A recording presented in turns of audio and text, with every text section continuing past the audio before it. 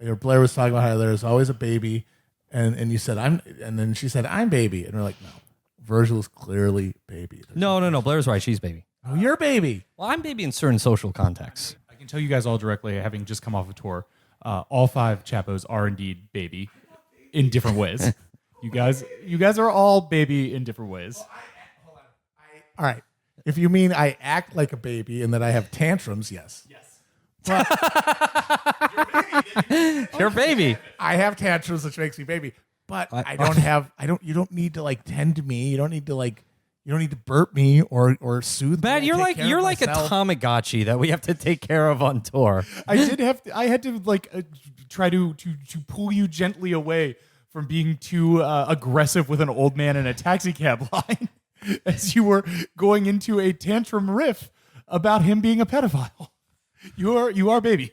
As I slowly held your hand to get you to the Airbnb. All right, that's a good point. I was doing the thing kids do in public when they're speaking too loudly about strangers. Yeah, I've literally seen But he basically admitted to me that he was a pedophile, so I don't feel bad about it because he gave me the little wave. I'm not saying you're wrong. I'm just saying you were baby about it. I was a correct baby, though, because he turned to me and he gave me the frog one wave through the glass of the taxi cab, implying that he was, in fact, a pedophile. So it's pretty clear that within the context of the show, the 5 of us are baby.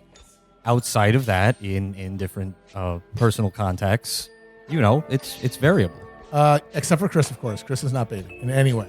Chris is he's a man. Exactly. He's an adult. He's a man in full, as Tom Wolfe would say. Whereas we are all short pants little piss ants who need to be kept in line. No, Chris is daddy and the rest of us are baby. That's canon, and that's that's what our contract says. Ready? Ready. Okay.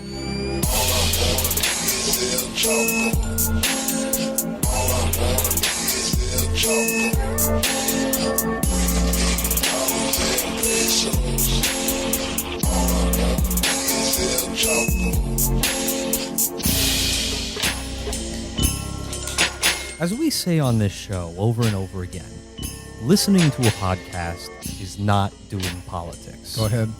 Being a fan of something isn't politics. Preach. Politics is posting about the presidential election. Mm-hmm. Politics is having Facebook arguments with your stepmom. Damn right. Politics is tweeting personal invective at supporters of other presidential candidates. You know it. Politics is getting into debates with horny guys in the comments section of a premium Instagram account. Speak on it. That's all politics is. That's what the show is about, is just making that argument and trying to convert people to that reality. And to everyone engaged in those activities, the hard work of politics, of political organizing, we thank you for changing the world. While listening to a podcast isn't doing politics, hosting one is the purest and most courageous political act. Absolutely. And so, in that spirit of doing politics, I think it's time to go back under the hood, taste the dipstick of wonkery with another visit to the Beltway Garage. Beltway Garage, going down to the Beltway Garage, popping the hood and looking at the engine, checking out the radiator. Gonna look in the club, gonna look in the trunk, gonna check under the stars to check it out in the Beltway Garage. We're here to tell you the state of the race, the Democratic nomination going into the first debates of the season. Finally, this is the start of the race, folks. Get fucking pumped.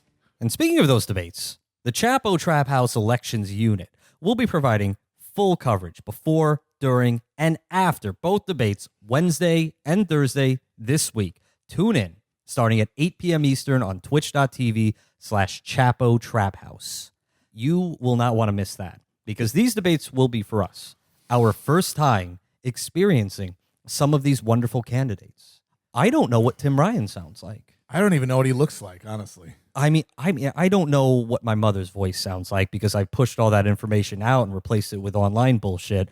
But still, I'm excited to make some new friends and some new memories. I mean, I if you put a gun to my head, I might be able to pick all of the lower card white guys by name out of a lineup, but it would be tough. I know that Seth Moulton is the one who looks like one of the Hatfields from the West Virginia feud era. Yeah, that sounds and right. I know that Eric Swalwell is the one who kind of looks like a '90s porn actor or one of the henchmen from the second Lethal Weapon. If we movie were in about the like South Africans, if we were in like a shitty escape room that's political themed in DC, like the Mark Halperin escape room, we would the clues are all having to identify which candidate or which. We'd probably get out of there in a good 30 minutes. but between the two of us we could do it. But a lot of these dudes are just like faceless men of bravos. Well, that's the thing.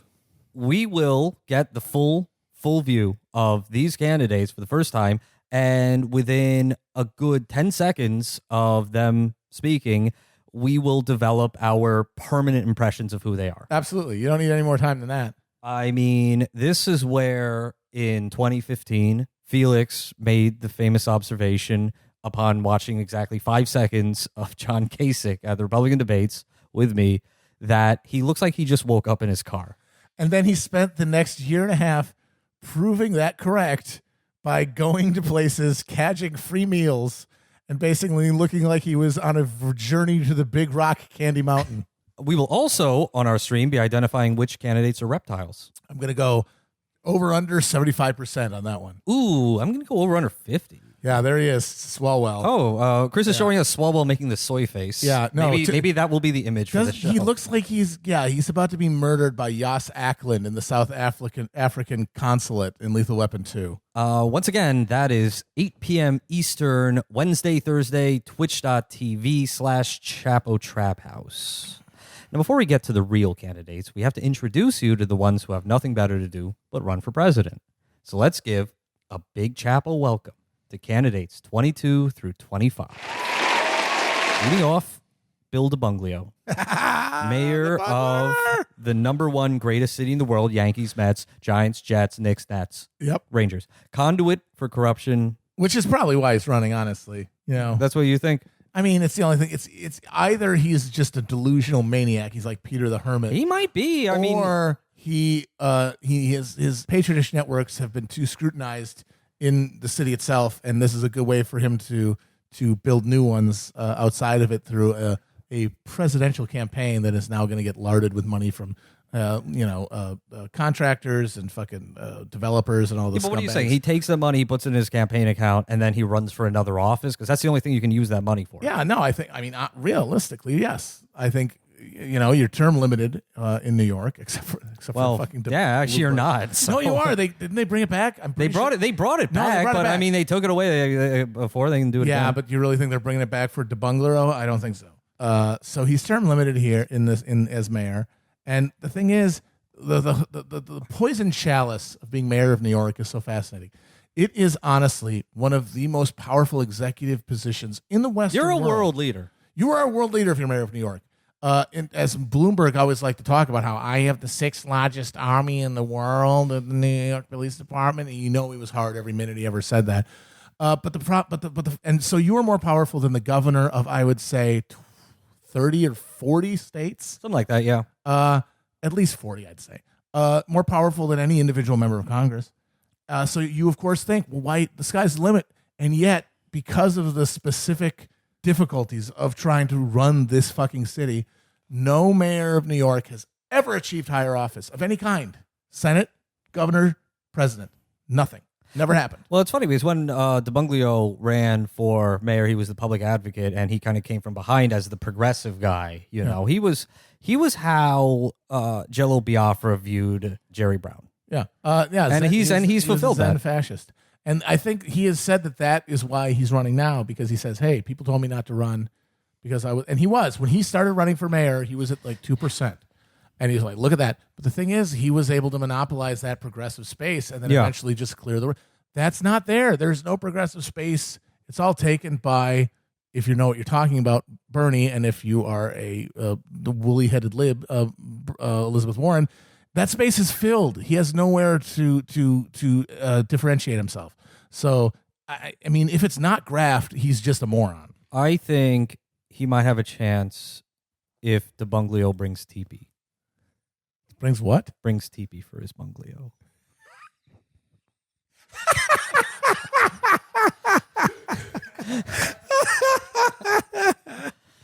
Folks, he needs TP for his bunglio. That's the kind of humor you can only hear here on #1 Patreon podcast, Chapo Trap House. And something, Matt, you're fond of saying is that no New York City mayor has achieved higher office. As I just said, yes, it's a poison chalice. It's just you make too many enemies. Too many people already hate New York City and are suspicious Your of it. power is constrained by Albany. Yeah. You don't really have that much power as mayor of New York, but everyone expects you to be the local duke. Look at all the people yelling at him to fix the subways, even though the MTA is under the prerogative of the state government. Yeah. And as well, it's what John Lindsay called the second hardest job in the country, which won him re-election because that is a good pitch. And let's not forget that John Lindsay also ran for president in 1972 and ate shit. Oh. Well, I think Rudy Giuliani ran for president. How did that one go? He also ate shit. Huh. Okay. Well, that's Bill DeBunglio, bucking a trend. He made it in the debates, though, so we'll get to see him towering over everybody else on stage. And He's a big boy. And trying to put He's in, a big boy. And trying to put in calling his new catchphrase of calling Trump Conald. Is that it? Okay. No, he's calling him Conald Trump or Like something. he's a con because he's a con artist. Yeah. He's trying to make fetch happen, and I gotta let you know, Bill, it's not. He honestly might have had better luck threatening to secede from the Union. Fernando Wood style. And Norman Mailer. All right, that's enough about him. Moving on, Steve Bullock, governor of Montana. Did not make the debates. Did not make the debates. His pitch is he won in a Trump state. That's literally the entirety of his pitch. That is just how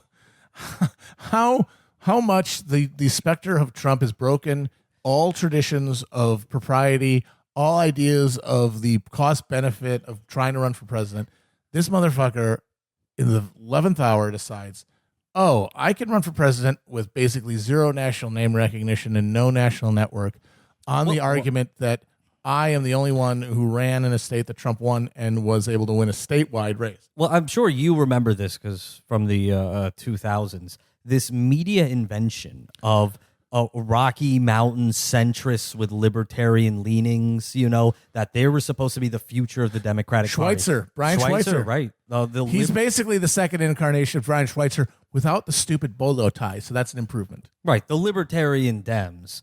And it's basically like they do the same piddling bullshit that other centrist Dems do, but they're fine with guns. And that's fascinating to people on the coast. Yeah, they feel like they've fucking split an atom or something.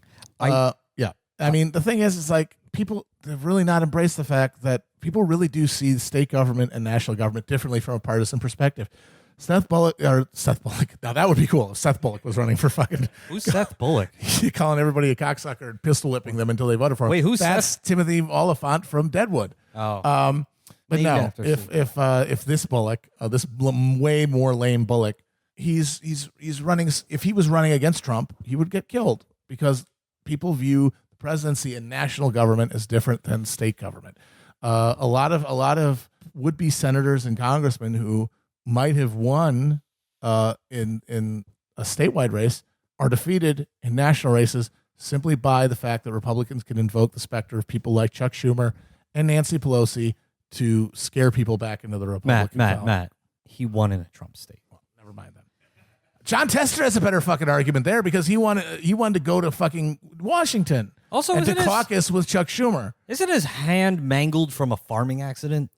The Tester's is, yes. He's got like two fingers lost one of his hands, yeah. Yeah, okay. So and he's got a haircut you could set your watch to. Well, better argument from him, I think. Absolutely. No, if you're going to go with that argument, Tester running to go to Washington and caucus with guys like Schumer and Bernie Sanders, that's a better argument than a guy who's running to rule from what is it? Helena? What's the fucking capital? Helena. Tyranny from Helena. Yeah. I did find this quote from an article from a right-wing guy. Title, quotation marks, moderate Steve Bullock is an extremist and a coward too. Damn. And I just like this line. Back in 2006, I dreamed about Governor Brian Schweitzer being elected president and showing off his new Browning handgun to the assembled leaders of Congress just before telling them he expected a balanced budget on his desk by the end of the year. Or I will literally murder you. I was dreaming about about Generalissimo Brian Schweitzer issuing a pronunciamento and then executing Harry Reid on the floor of the Senate. That's very strong Diggler vibes from that one. Yeah. By the way, if it was Brian Schweitzer who was running now against Daddy Trump, he would be saying the same thing about how he's an extremist, how he needed to be defeated. They always love Democrats when they don't run. Was Bullock the guy with the wolf thing? I mean, that is one of the biggest issues, and I don't know wolves, like killing wolves. I don't know the specific contours of it, but killing wolves is the number one issue in Montana. I swear, like a few months ago, we were bantering about this in a car, and I don't know if someone emailed us about wolves or something. No, it's the number one issue in Montana, which is why it's so hilarious that Bullock is running on the argument of I won a statewide race in a state that Trump fucking won, because you're talking about a state where the number one domestic issue is wolf murder. I don't know how that translates to a national campaign. Well, I like the idea of him saying, you know, what the Democrats have been losing. What we need is Montana politics. Issue number one, wolves. And we're spending $300 million in campaign ads about the wolf issue. We're doing nationwide the purge for wolves. One day a year, you can do anything you want to any wolf that you encounter. Just a soccer mom slamming close her SUV door and saying, you know, it's hard out there in this economy. It's hard with the cost of milk is going up, cost of gas is going up, and wolves. They're everywhere. Every time I try to pick up my little Cody from daycare, I have to fend him off with a torch. It's funny because Trump would respond to that. He would take the bait and say, I'm the toughest on wolves. Wolves, you don't understand, folks. You wouldn't believe how tough I am on wolves. I see a wolf, they're gone. Bing. I see a wolf, bang, boom, bang. Wolves, bye-bye. Wolves, you're done. You're done, wolves. Moving on, Steve Bennett. Wait, right? Steve Bennett? Another Steve? No, Michael Bennett. But whoops. Michael Bennett. Take it back. Roll it back. No, don't roll it back. Roll that tape back. You don't have to roll it back because you're indicating how interchangeable these motherfuckers are. Another mountain state guy from a state that already has someone running for president, or I guess is he Michael Bennett, senator from Colorado, which, as you know, sits atop the powerful dark magic ley line that provides the chthonic energy that powers John Hickenlooper's presidential ambitions and artificially extends his life. So why is Michael Bennett running when his Dark Lord is already running? It doesn't make sense. Why would you vote for Renfield when Dracula is also on the ballot? It's stupid. I will say this about Bennett. I know very little about him. I heard him interviewed on NPR the other day, and he has an absolutely flat affect. Like, he's like a dark hole of charisma. I'm stunned that he got elected anything above fucking dog murderer in his town. And good luck to him, I say. Whatever. That shit's boring. Moving on. Last one. Just join the race. Just join. And I knew you were excited for this one, Matt. This was a little Christmas present for you. Joe Sestak. Retired Rear Admiral. Yes. Former congressman from Pennsylvania. He won in a deep red district during the 2006 wave. And he fits the profile of a Rahm Emanuel candidate. You know, national security credentials, moderate. But apparently, he was dissuaded from running because the district was so red. He primaried Arlen Specter in 2010, who had switched to the Dems, giving them a filibuster-proof majority. Then he got owned in the general by Tea Party psycho Pat Toomey after running a dogshit campaign. Tried to come back for a rematch with Toomey in 2016, but lost the primary. We are still stuck with Pat Toomey. Yes. In a state Obama won twice by huge margins. Joe Sestak, he's given up trying to kill Marshall, Will, and Holly in the land of the lost, trying to become president of the United States. By all accounts, Joe Sestak is a huge asshole, and this decision to run confirming that he's a deluded asshole as well.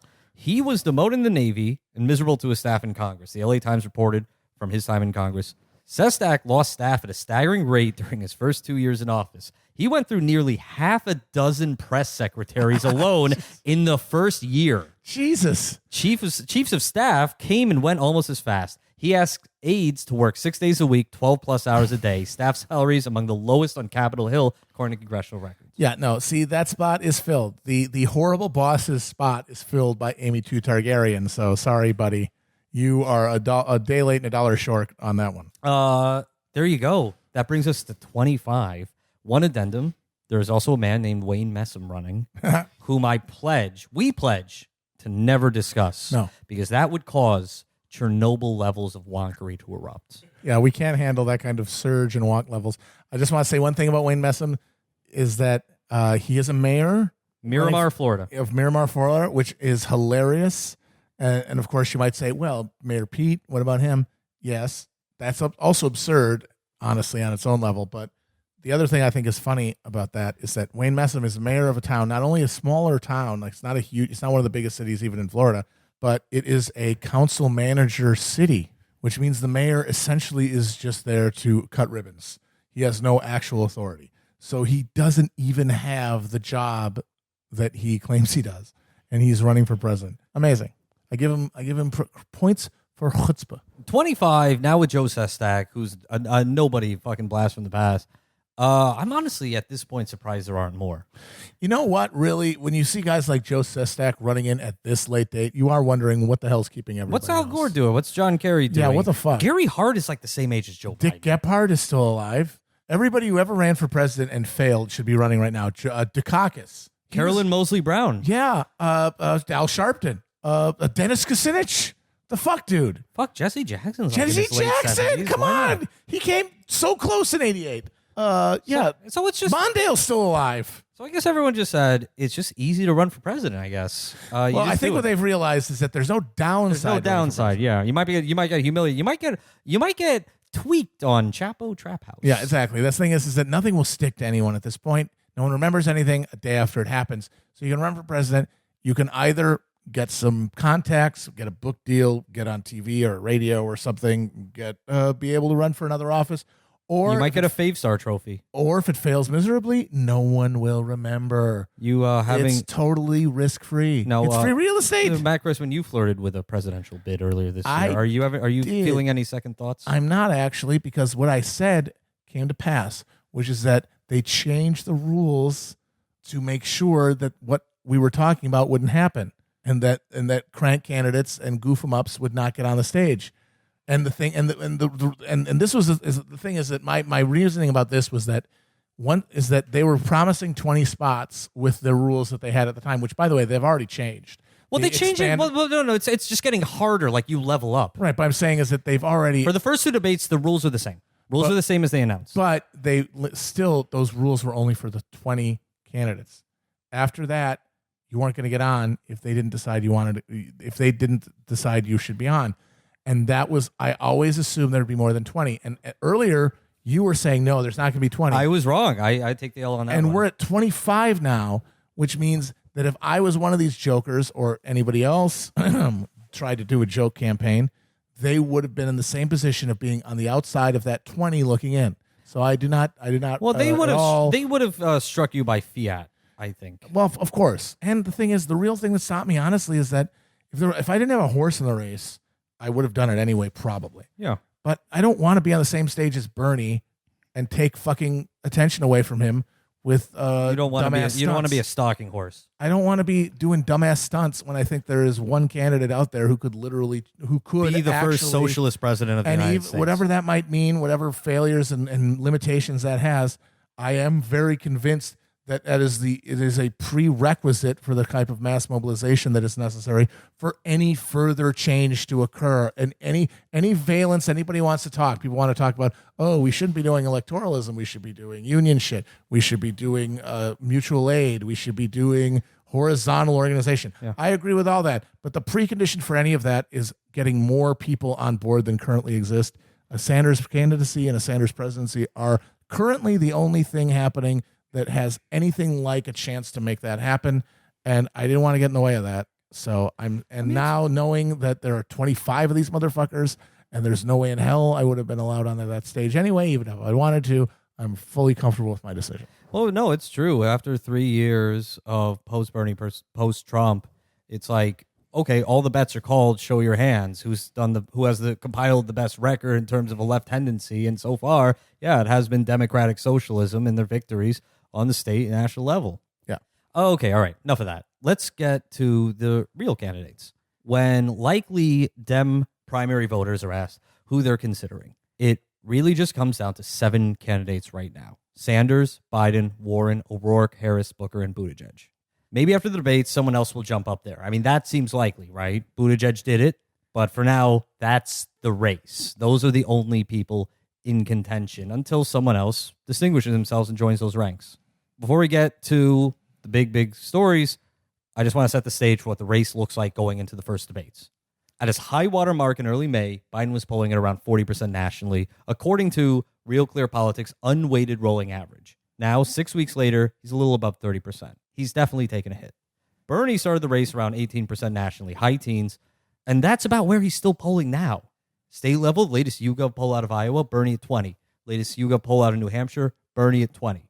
Harris and Buttigieg, high single digits. O'Rourke and Booker in low single digits. The real story from the past couple of weeks has been Liz Warren's numbers going up nationally and in state-by-state polling. When this race started, she suffered from a weak campaign launch and the after effects of the DNA test debacle. I heard people saying she was dead in the water, that her burn rate was too high. She was at about 5% then.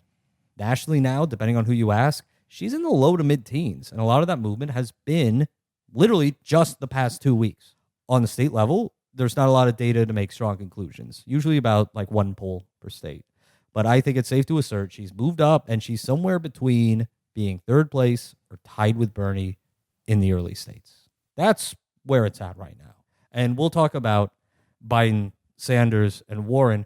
But first, I know you want to talk about a couple of these other characters. Who do you want to talk about first? How about Beto O'Rourke's poll tax? I'm sorry. How about Beto O'Rourke's war tax? The war tax. The war tax. Folks, God, we got a war tax coming. Okay. Beto O'Rourke proposed a national tax, a frankly regressive national tax, to pay for veterans' health care for any future wars that we start, which is already a slippery thing because we haven't declared war since, what, World War II? Yeah. That's it. So accepting Afghanistan and the endless wars in a dozen or so countries that we don't even know about. But Yeah, future potential wars. Which will not be declared because we don't do that anymore. I just wanted to bring this up briefly. I mean, I think Beto, we've seen that his moment is come and gone. He fucked up badly. Well, he's still in contention. People are still thinking about it. I guess. I'm very, very bearish on Beto. I am too. Honestly, at this point. I am too, but he's like doing better than Eric Swalwell. I mean, okay, but I mean, that's not saying much. I honestly think at this point, even if he decided to cut bait and run for Senate, he would lose. I mean, he might have lost anyway, but he would lose even worse. Cornine, yeah. I feel like he's kind of shit all over. I don't think he would have won against Cornine. I would be bearish about that too because I think 2018 would have been the high water mark. I think you might be right about that, but either way, I think that his moment is past. But his attempt now to get back attention on the same day, by the way, that Bernie proposes a complete abolition of extant student loan debt, which is pretty hilarious.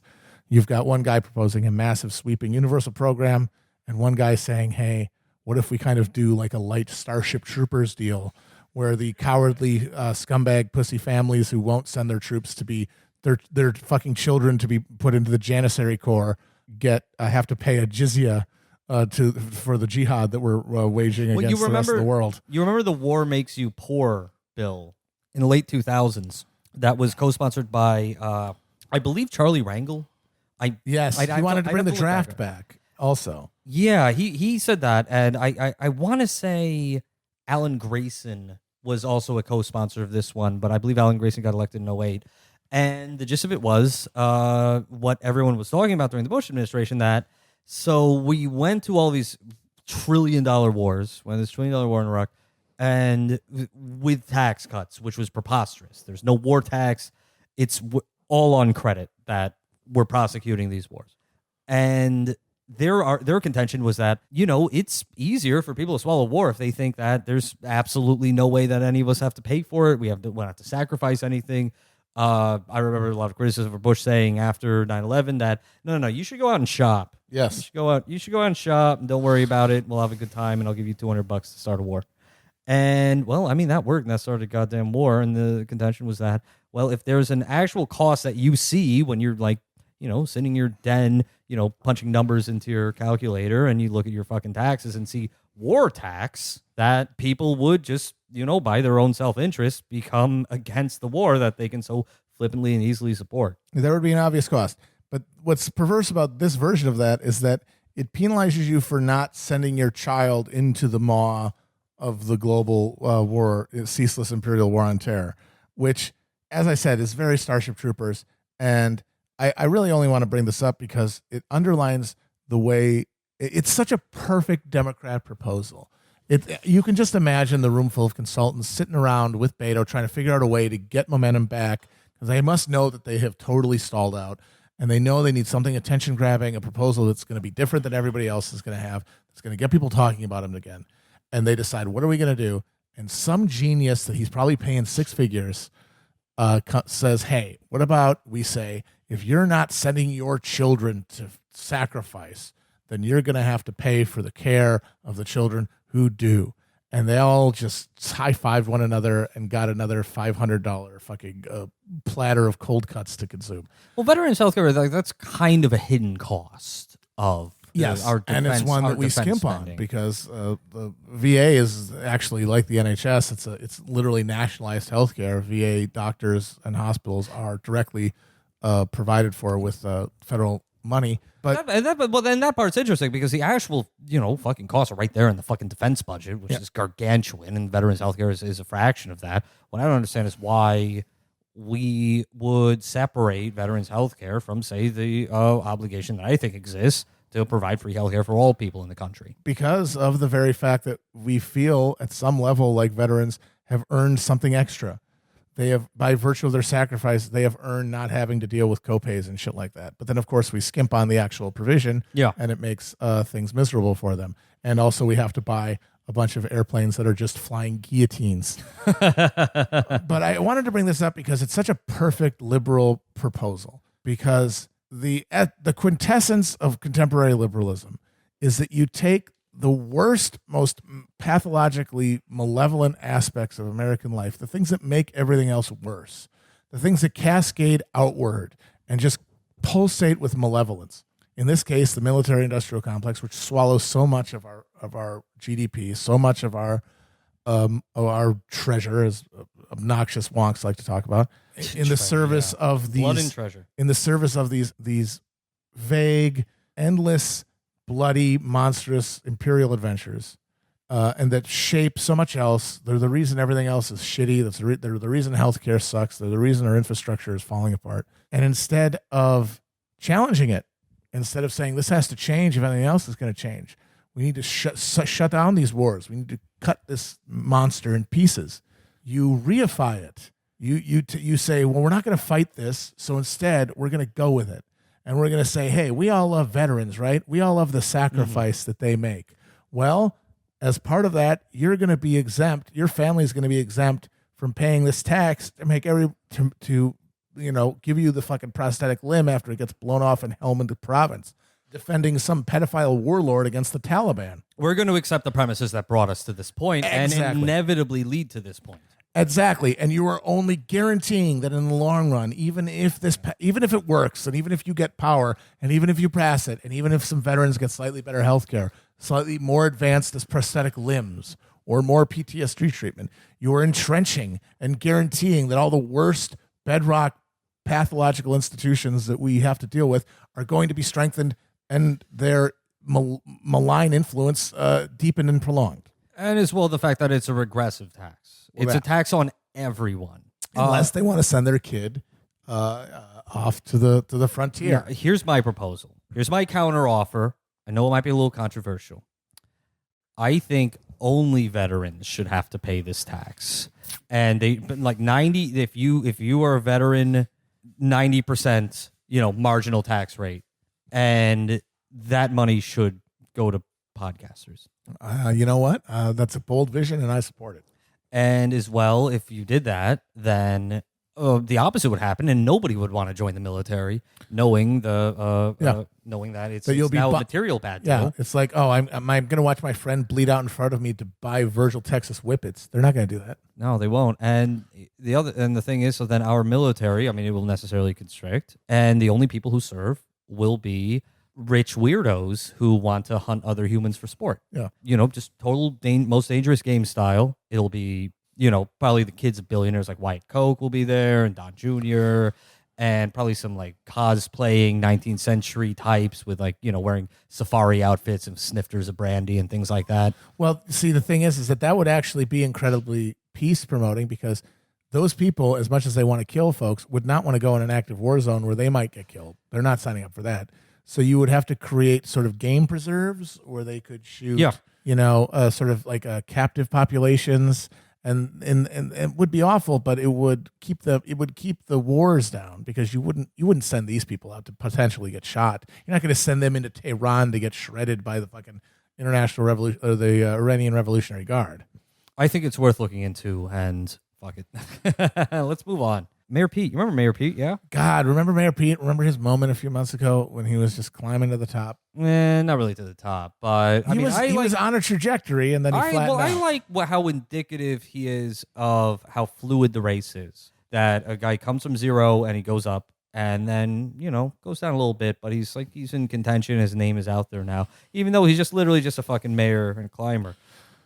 So Pete Buttigieg polls around the high single digits nationally, and he's in the running in Iowa, a neighboring state to his home state of Indiana. As far as the crosstabs go, it's not a neighboring state. Wait. Oh shit! It's not. No, no. Illinois is between. Oh god, Indiana no! I'm gonna and retake Iowa. all of that. No. I'm the state guy. I can't have this on the record. I can't have God, this. there's so much compromat on these deleted files. Henry, delete the tapes. All right. Secret illicit live leak. Listen to Virgil Texas claim that Indiana and Iowa are neighboring states. Virgil, Texas, wrong state. Crush video. All right. Pete Buttigieg polls around the high single digits nationally, and he's in the running in Iowa, another Midwestern state. There you go. Like his home state of Indiana. And as far as the crosstabs go, all of that support is from white liberals, because his support among black primary voters is literally zero. If they counted all the gifs of black women shaking their head that white women post on Twitter as votes, it would be different, but they don't. So he's the mayor of South Bend, a city that is something like 40% black, with staggering racial inequality. And as near as I can tell, he hasn't done jack shit for that community except tear down their homes to build mustache-themed craft beer bars. Mm-hmm. So I think you have a pretty good image of what South Bend is like, what this community is like, what strains it's been under in the past few decades, and what happens when you get a young, ambitious, neoliberal mayor who rolls up his sleeves and says, we're going to bring opportunity back, which is mostly just rolling out the red carpet for developers and gentrifiers. Last week, there was a police shooting in South Bend, or as they call it, a tactically officer-involved violence adjacent death type scenario. A white police officer shot to death a 54-year-old African-American man named Eric Logan. There's no video of the shooting because the cop's body camera wasn't on. That must have been an oversight. Last year, Buttigieg himself tweeted, we're bringing the best national public safety policies to South Bend.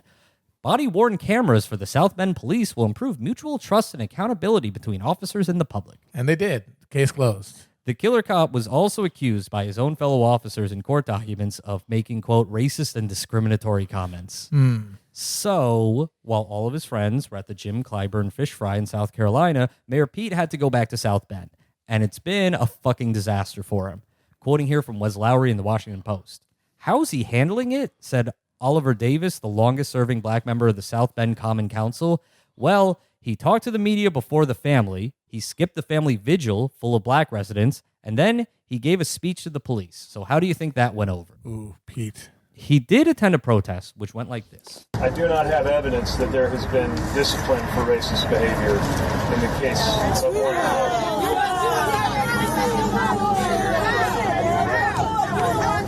And you running for president? But if You truly running for president and you black people to vote for you?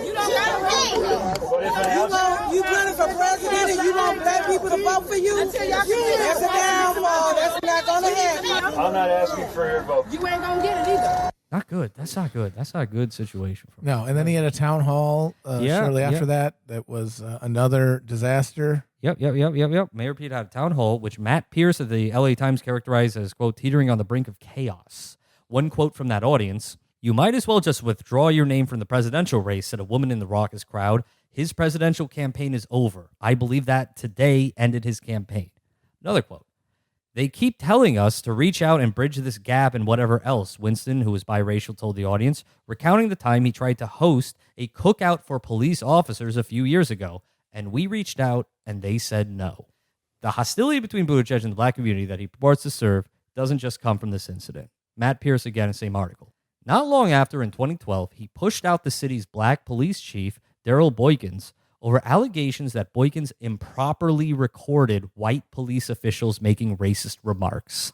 The crisis unleashed a flurry of litigation that resulted in financial settlements for the officers and for the former chief. Boykins' removal, along with the fact that the recordings were never released, have been seen as a kind of original sin for Buttigieg's mayoralty among some black residents. Buttigieg, quote, had a chance to make a stand and didn't do it. He never stepped up and became the leader, Blue Casey, 23, an activist and recording artist, said in an interview Saturday.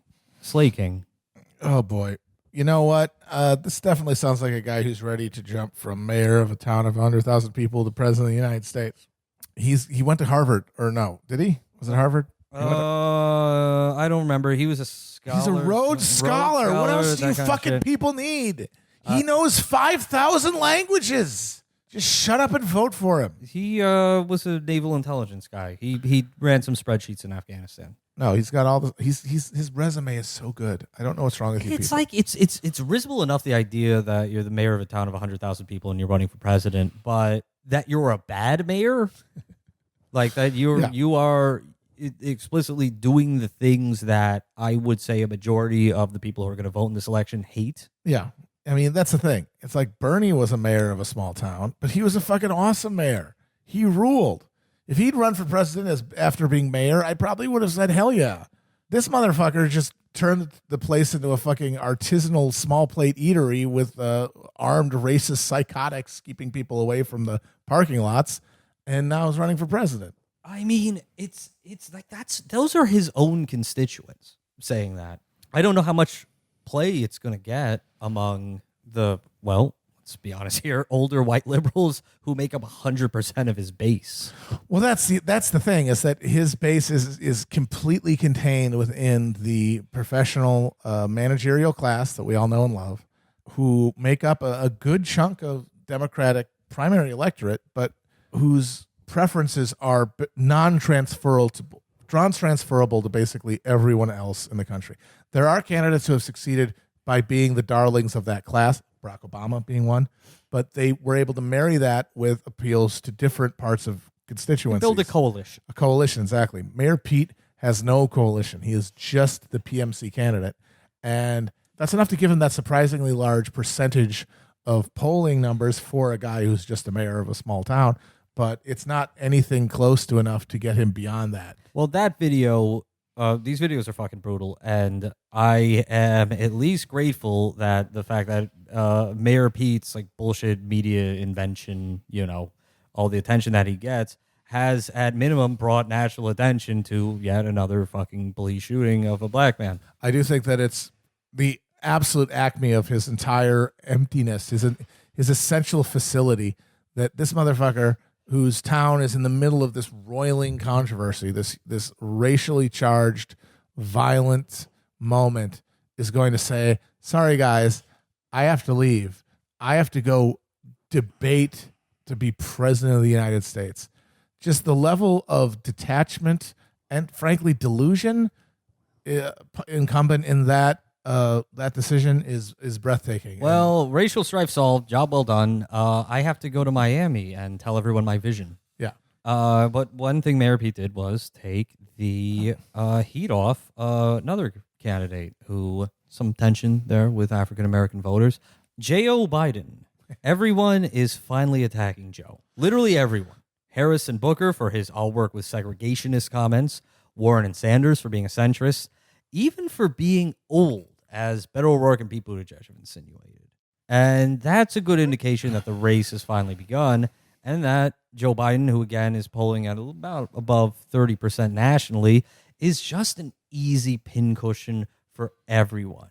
When you have literally now 24 opponents, you're in the pole position, you're going to take a lot of hits. And that's why I've never been worried about Joe Biden, who was, again, polling last month at 40% as being this unstoppable fucking force. Because if voters don't like it, if they perceive you as being negative, it's a very tribalistic thing. They don't like it if you're like attacking another candidate. It's why Bernie Sanders waited so long to attack Hillary Clinton. And it's why when in the 2004 Iowa caucus, Howard Dean and Dick Gephardt were leading until they just did mutually assured destruction on each other and just had a raft of negative ads against each other that let John Kerry and John Edwards take the number 1 and 2 positions there. This time around, it's not a one-on-one race. You have very little to lose by attacking Joe Biden if you're at 1% or less. And as well, you have cover for attacking Joe Biden if literally 23 other people are doing it. But the converse of that is that means that Biden in the pole position and attacked by everyone doesn't have to ever go negative, which means that negative drag coefficient never attaches to him and buoys him further on because he gets to look like Mr. Sunshine, the happy warrior. But he absorbs all of the attacks. And the thing about attacks is, yeah, there's a big chance they'll backfire, but it's often mutually assured destruction, but they work. That's why people do it. That's why candidates do it, because they work. And again, it started out when he announced the race with his grotesque touchiness, which I know there's a small number of voters who are going to vote in these primaries who are being swayed by that. But then you have the segregationist comments, which are going to sway another small group of voters. The thing about Biden is he has been a creature of Washington since the 1970s. People fucking hate Washington, and he's literally been there, been friends with a lot of evil people, supported a lot of evil legislation, written a lot of evil legislation. That's enough to piss off literally every strand of the Democratic coalition. With African-American voters, it's palling around with literal segregationists, and as well the fact that he's not conversant in the more sensitive ways in which people talk now. With Latino voters, Asian American voters, it's him being deployed to Central America to say, we're going to fuck you up if you come here as a refugee. He's fucking voted for the Iraq War, which again sank Hillary Clinton in 2008. And the union voters, he has swaddled himself in the support of one firefighters union and all of his campaign events around Iowa, where it's the big unions endorsed Hillary early on in 2015 because they thought we need a seat at the table and she's going to win, and that's the safe bet. But the union rank and file never liked her. They never supported her for the same reasons that they're not going to like Joe Biden. NAFTA, TPP, and he's unrepentant on all of it. He's incapable of apologizing. Those are the liabilities, and they're serious. And once people actually start to pay attention to the race, which they're not doing right now, it's lunatics paying attention to the race, lunatics like us. Once your normie voters start paying attention to the race and they have serious concerns, they're not going to find anything to like in Joe Biden. I mean, see, that sounds good. That sounds true. But the problem is that we're already seeing that so far, a lot of these attacks have not worked. And yes, you've said nobody's really paying attention, but they're still getting polled. And his numbers have not cratered the way that you would expect some after these parade of gaffes and accusations. And secondly, you're seeing the same deployment of these traditional establishment support that helped buoy Clinton along in 2016 coming again. We saw after the comments about segregationists, John Lewis, who came to Hillary Clinton's support in 2015-16 and said it famously about Bernie Sanders. I didn't see him at any protests coming out and saying that there's nothing wrong with what Biden said about segregationists. You got Michael Eric Dyson saying that Biden has an existential blackness. You're seeing the same circling of the wagons of thought leaders and establishment politicians around Biden that you saw in Clinton 4 years ago, which was enough to buoy her along despite her essential weakness and unpopularity among people. I'm seeing people paid to say those things who don't necessarily represent constituencies. Michael Eric Dyson doesn't have 10,000 voters who are going to do what he says, where it fucking matters where his endorsement goes. I just don't see. But the thing is, I don't know how you explain Hillary's victory in 2016 without the idea that these paid people were enough of a bulwark on her, under her, to blunt the accusations of doing all the awful stuff that she did, crime bill, fucking Iraq war, everything else. It worked. I mean, she fucking won. She won. Those same forces are going to be deployed to Biden's benefit this time. And in addition to that, you have the essential fact that a lot of people really just want to go back to the sense of normalcy and ease that they had with Obama being president, and the only person running who is running explicitly with a connection to that time is his vice president, who many of these people voted for twice, Joe Biden. So it's three things there, and I want to unpack each one. First off, there's not going to be some tape of Joe Biden saying something so utterly unforgivable that comes out, or doing something so utterly unforgivable that comes out, that sinks his candidacy. It's death by 1,000 little cuts. That's how I view it. And everyone has the knives out for him. The media has the knives out for him as well. Even if the Democratic establishment, even if the big donors are still with him right now, he actually has to perform, and he's got to go through what are going to be a series of tough debates that a lot of people are going to be paying attention to. He's going to face a lot of attacks. And from what we've seen, he's a very shitty fucking way of doing politics that is not convincing to very many people. I mean, it is true that because my contention is that this idea of Joe Biden as, he's a scrappy Irish kid from Scranton, Pennsylvania. He's the white people whisperer. He's the one who's going to get the white working class back.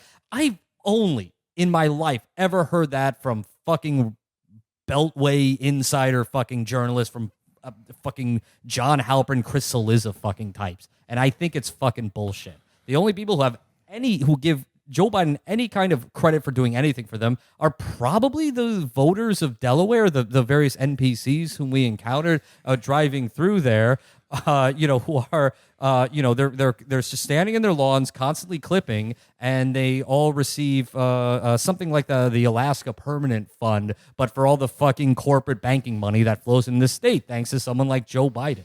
I'm just going to say that all that argument about how he's a shitty campaigner and he doesn't have a natural constituency, that's all true of another person, Hillary motherfucking Clinton. She was the exact same predicament in 2016. She ran a racist campaign against Obama in 2008. She ran the exact campaign that all the fucking woke libs accused Bernie of running in 2016. She played the race card like a maniac. She talked about white working class people. She was doing clan bakes basically at her rallies. And then she was able to turn it around and be the woke candidate in 2016, and it worked because she had the buy-in of the Democratic establishment, elected officials in key states, and it was enough.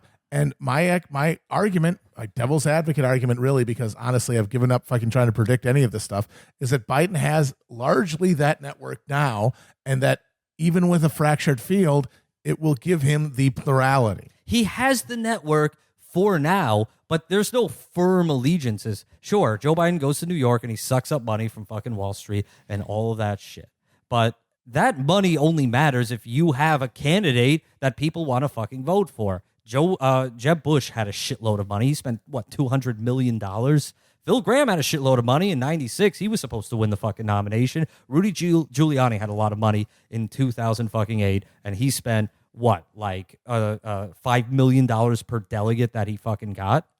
Regarding Hillary Clinton, I mean, I don't think 2016 has anything to do with this race. I mean, Bernie Sanders was running to prove a fucking point, and it wasn't until late in the game that he thought, oh, maybe I can win this thing. Well, my main issue there is that Bernie, an argument you've made, and I agree with this, is that Bernie has the highest floor of any candidate. He has a solid 15% that is not going anywhere no matter what.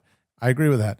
My concern, because his numbers have not moved up, you could argue that they've gone down a little bit, but honestly, it seems like it's just sort of fluctuating around that area.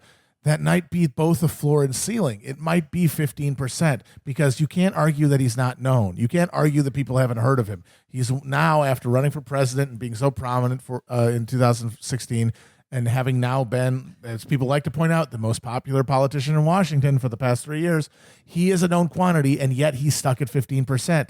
That makes me worry that is just where he will be. And 15%, even in a fractured race, is not enough to get the nomination. No, it's not. But keep this in mind, consistently, Bernie Sanders and Joe Biden, among the universe of probable Democratic primary voters, have the highest favorability ratings. They both poll, among general election voters, the highest against Donald Trump. But I think by the end of this race, by the end of this year, before they start voting in Iowa and New Hampshire, that one candidate will go down and the other will be at minimum even And that's Bernie Sanders is the latter and Joe Biden is the former for the various reasons that I've just laid out to you right now.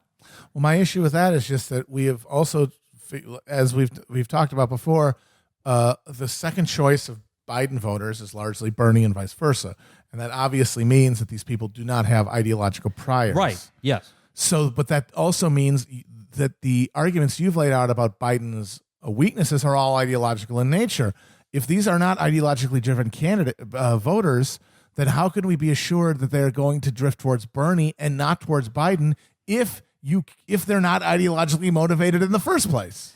Because they're not ideologically motivated right now, because nobody has the fucking time to sit down and compare the candidates' plans. But at a certain point, if you're somebody who's going to go out in fucking 5-degree weather in the middle of fucking winter in February in Iowa to go caucus for someone, you're probably going to want to do a little bit of research. You probably think that, oh, I've got some kind of I'm doing this out of some general civic obligation.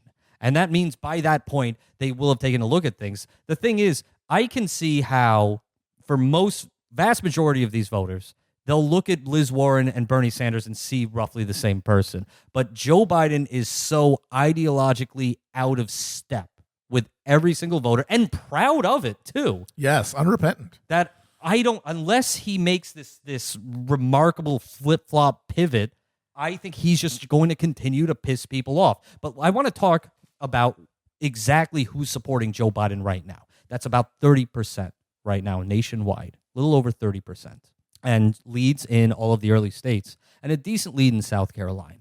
He has the support of a lot of black voters right now who, as you know, in 2007 were all in for Hillary Clinton until over the course of about 2 months, Barack Obama won their support when it looked like he had the chance to be the first black president of the United States. That's an important thing. I don't think you can compare the level of support that Joe Biden has with black voters and the profundity of that support with the level of support that Hillary Clinton and the Clintons generally had. In 1992, black voters voted for Bill Clinton by like 60% over his nearest competitor. The Clintons have cultivated those relationships for decades. And Bernie Sanders, who, again, was not running to win and was not ready to build an operation in a place like South Carolina, was really just focused on New Hampshire and Iowa, had no hope of dislodging that support, not like Barack Obama did with all the assists that he got. So with regards to Joe Biden, I mean, I think the question there is, do black voters stick with Joe Biden? Or do these, for one, the segregationist stuff, and then maybe the crime bill stuff and all the various fucking things that he's done over his career, do his opponents who have a lot of money as well and will be running a lot of ads and will want votes and probably want his goddamn votes because he's got the most votes, will they make a persuasive enough pitch to take that support from him? My contention is yes, because Joe Biden's real benefit is that it's not that he's been great with the black community his entire Senate career in fucking Delaware for 30 years and 2 failed presidential races. It's that he was Barack Obama's vice president, the first black, and then people voted for, when they were voting for the first black president to reelect the first black president, they voted for him too. And so it seems like he is a mature statesman and a friend. So some of the reporting out of Jim Clyburn's Fish Fry, they loved him there. So did they loved Bernie Sanders too. Everyone else was, fine. But they loved Joe Biden. And I read a few news articles. And again, these are just quoting a handful of people, none of whom under the age of 60. Older African-American voters who say, shrug off the segregationist stuff. And as well, think that, Cory Booker's out of line for attacking him. Or think that the media is kind of trying to drum up a controversy. And the overarching point that I see, which I think is shared by older voters of every race, is that we have to beat Donald Trump. We live in a right-wing country. Maybe we don't love Joe Biden's positions. Maybe we're farther to the left than he is. But, our house is on fire. And, he's tested. He's won nationally twice. I think, and this is to your point, I think that is a compelling pitch. And it's really a matter for, we all want to take down Joe Biden. It's really a matter of destroying that by chipping away at that argument, which I think will happen. Well, we shall see. When it comes to, whether or not people actually believe in, people are sticking with their preferences right now, I don't think they are. But as you alluded to it earlier, 15%, that's Bernie Sanders nationwide. It's the only candidate with that kind of floor. Guy like Pete Buttigieg has no floor. He started at 0, he's at like 10, and your uncle likes him. Someone like Liz Warren starts at 5, maybe she's at 15 now, but she could just as well go back to 5 or 0. But Bernie Sanders, I saw a number out of Iowa that said, I think it was a press release from their campaign saying that the number of people who have either signed up to caucus for Bernie Sanders, signed up to volunteer for him, or donated for him in Iowa is 15% of the total number of people who caucused overall in 2016 in Iowa. 15%. That's a big fucking deal that many people are not just supporting him ride or die, but they're willing to go out and volunteer for him. They're willing to go out and canvass for him. They're willing to go out and have Facebook arguments with their aunts for him. Nobody is that ride or die for Joe Biden, except for the fucking hedge fund Wall Street guys, where he was just in New York City to get their money from. Well, that was true of Hillary, and she still won. A lot of people were ride or die for Hillary. Don't ignore that. Don't ignore that. I'm out of the prediction business at this point. I should have been, honestly, after 2016 and certainly after touching the poop. I'm done predicting any political shit, and I got to watch The View. Oh, fuck, I was supposed to start today. God damn it, I forgot. Okay, well, one extra day of View for Matt. All right, I'll start tomorrow then. But I'm just going to say I think that Biden has about 25% chance to get the nomination. Bernie has about maybe 25, maybe 20, maybe 15, I don't know. And then the field has the rest. I don't know. I'm not predicting anything anymore. I'll put a big bet against Joe Biden, especially because Florida is his firewall. That's going to be on the whatever Super Tuesday comes after the 4 early states, and I don't think he's going to do well in those early states. Maybe he can save his campaign in South Carolina, but I know a lot of candidates are going to be contesting that one. I don't think he's going to win Iowa. I don't think he's going to win New Hampshire, and I think that the donors are going to move to someone else, and by the time he's in Florida, he'll be old news. I'll say this. My contention. All right, here I'll say this. I mean, it's meaningless because there's so many contingencies. But if he wins South Carolina, and certainly if he wins it comfortably, he's going to get the nomination. That's reasonable. But we shall see. So there's no bet between Matt and Virgil today. I'm not doing that shit anymore. About Chairman Joe. I'm out of that game. All right. I don't know what you people want to do, you weirdos. They love Matt humiliating himself. I'm done with it. Oh, you say that now. You say that now. I by the way, I'm sitting here casually flipping a dime.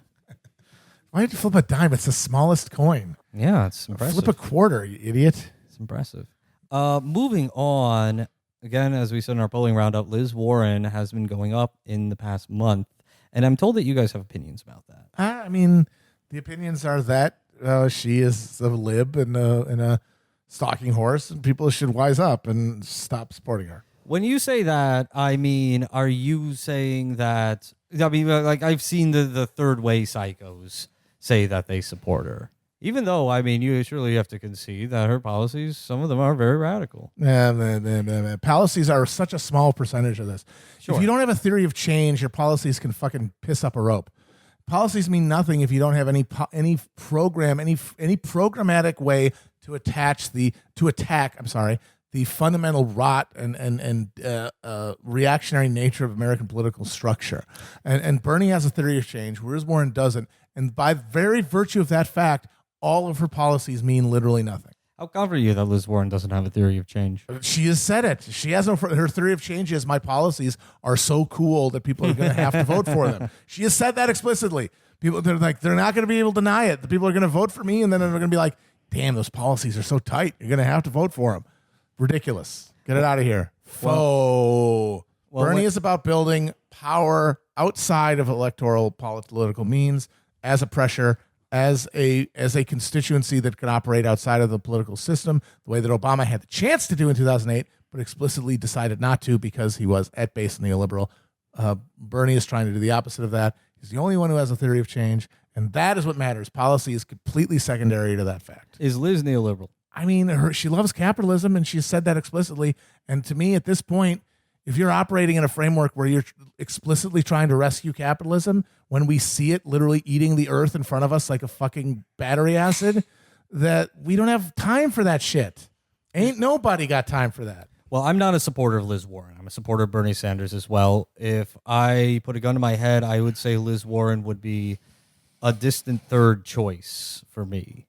Well, you know. We all know. We all know who number 2 is. But I do want to interrogate this thing. I do want to interrogate this thing you say about her being a stalking horse. And yes, I agree with you that it is very troubling that the fucking third way fucking types are so enthusiastic about supporting Liz Warren's campaign, and you would say cynically. Well, not just the fucking purely pulling a bait and switch. If anybody can remember a month ago, and I know that's hard because time is not a real thing anymore, but when during the Ilhan Omar thing, one of the most noxious quote unquote progressives who was on the barricades demanding Ilhan Omar to apologize for all the horrible anti-Semitism she did, was this sleazebag Max Berger, this Maximum Burger progressive who was saying, as a progressive, I could not finish the Max Burger, and therefore I had to pay for it. Ilhan Omar has proven herself. She has to show that she understands that all the damage she's doing the Jewish community, this absolute fucking bad faith horseshit. Guess whose campaign he just signed on to as head of progressive outreach?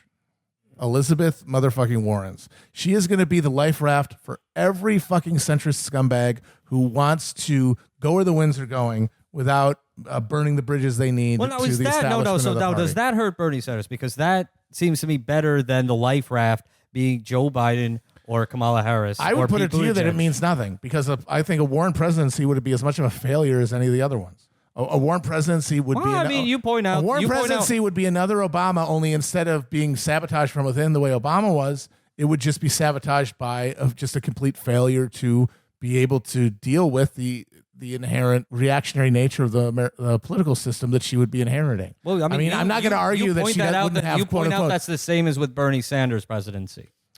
Absolutely no. Like I said, no one's getting anything done if they become president. The question is whether that failure can build to something else.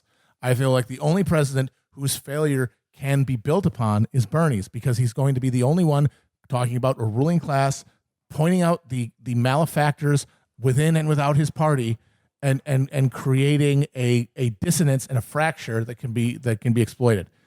If Liz Warren gets in there, she's going to accomplish nothing.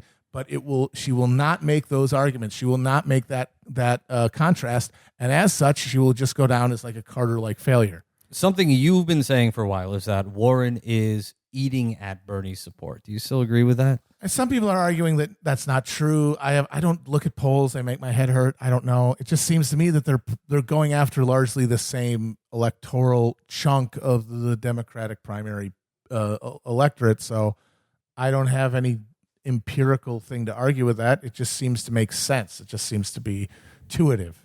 But you look at some polling data that says Warren voters, their second choice, the plurality are Biden. You look at Bernie Sanders voters, and the plurality say that their second choice are Joe Biden. It seems like a lot of it is driven right now just by name recognition and, frankly, a pitch, because you don't win a presidential race on policies. You win by the idea that you implant in people's heads of who you are. And in terms of Liz Warren, I mean, again, everyone wrote her off for dead back in December. She's not dead. I think she has been running an effective campaign, and I don't think it's necessarily insidious, because I'm not actually sure she's going after the same voters as Bernie Sanders going after, because I know Bernie Sanders is trying to win Iowa, trying to win New Hampshire, and as well trying to, at minimum, staunch the bleeding in South Carolina amongst Southern black voters. And I don't know if Liz Warren is going after those voters. Thank you for bringing South Carolina up. I just saw a poll out of South Carolina that saw Biden with a big lead and saw Sanders and Warren basically tied for second. Yeah. And your beloved crosstabs, and God damn it, I hate looking at polling, so I did this for you fucking people, showed that Warren has leapfrogged Bernie to be the number one choice among 18 to 35s. And if that isn't Bernie's fucking constituency, tell me what it is. Who the hell else is Bernie's base, if not 18 to 35-year-olds. And if she is number one there, by definition, she is taking fucking voters away from Bernie. I'll leave it at that. I think that the race will come down to next year, and again, this is, total future casting. Bernie versus Liz, and Liz gets the establishment mantle, versus a third or fourth joining their polypod. I don't think it'll be Joe Biden. I think probably Kamala Harris makes the most sense, but someone else soaks up a substantial amount of the Biden support and the institutional support when Biden drops out. That is my guess. So you're saying in a race where it's Bernie versus Liz versus a third, Bernie and Liz are not competing for the same voters? It depends on the voters. I mean, that's really it. In West Virginia in 2016, Bernie Sanders wins a big majority over Hillary Clinton. In 2008, West Virginia gives Hillary Clinton a huge victory over Barack Obama. These are very fluid things. People are making up their minds for a variety of reasons, variety of things they like in candidates, variety of what they like from their pitch, from their pose, and as well from a variety of grievances. I don't think there's any voter in the Democratic coalition who is not up for grabs for Liz Warren or Bernie Sanders, except for like the hardcore of cranks. All right, but if it is a three-way race, do you really think there's any fucking math that shows either Warren or Bernie emerging victorious from that and not splitting the opposition to the establishment third candidate? It depends on who the establishment third candidate is. When the race in 2016 on the Republican side was between Donald Trump, Ted Cruz, and John Kasich, who was the establishment candidate then? I guess Cruz. And I think it's a substantial chance that we'd be in a fucking three-way race in the same way that we were going into Indiana and New York on the Republican side, and that Liz Warren would be the compromised establishment candidate. And I think that's totally possible. All right, so you're saying that Bernie is Trump in this analogy? I am, yes. But Trump had a relatively dominant pole position from shortly after he took the race, which Bernie does not have. From shortly after what? He declared his candidacy. No, he didn't. He didn't. It took a series of debates for him to get the pole position. But then he held it. He held it. Hold on a minute. He held it unchallenged for the rest of the campaign. Even then, he lost the first race. Barely. Still lost. In a race that he had barely. Still lost it at a time when everyone in the Beltway was pissing their pants over, Ted Cruz is too radical for the race. Well, you know who he won? He won South Carolina. And honestly, I just don't see any world where Bernie wins South Carolina. And that is such a pivot point in the primary that if Bernie doesn't win South Carolina, and I really don't see how it happens, I don't see any framework where he gets the kind of role. Because yes, Trump lost Iowa, but then he won New Hampshire and South Carolina, and then rolled up a ton of fucking victories. I could see a situation where Bernie wins Iowa and then wins New Hampshire due to his position there and his long-term connections. And then he gets his ass kicked in South Carolina, and then whoever beats him there takes that momentum into it, and he takes that momentum forward, and Bernie is struggling to maintain relevance after that. Well, if you want Bernie Sanders to win the South Carolina primary, there's only one thing you can do. You can't give money to his campaign, volunteer, make phone calls on his behalf. You need to go online and post mean-spirited things at total strangers. Absolutely. Correct. That is how it's going to happen. We're talking about praxis. You know where I stand. I keep hope alive. Bernie 2020. We will do all the harassment together. Not me harassing wine moms, us harassing wine moms. You have my axe, Bernie. I think that about wraps it up. Excited for the big debates, Matt? I am psyched. I mean, I honestly think it's pretty funny. All the shit we've been talking about might be rendered obsolete in 48 hours. It will be. That's the beauty of a presidential race. It doesn't fucking matter. Yeah, because this is all fluid. It's all hypothetical. It's all angels dancing on the head of the pin.